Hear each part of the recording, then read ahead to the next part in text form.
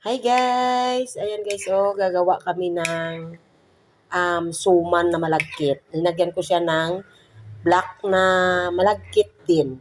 Yung black na yan guys, malagkit yan. Hinaluan ko. Tapos gagawa pa kami ng biko kasi may pagbibigyan kami bukas. Favorite niya talaga to.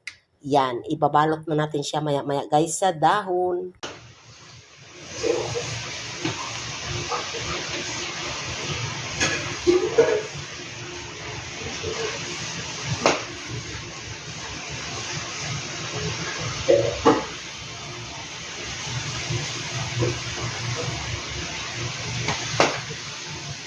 Guys, luto na ang ating butong or suman.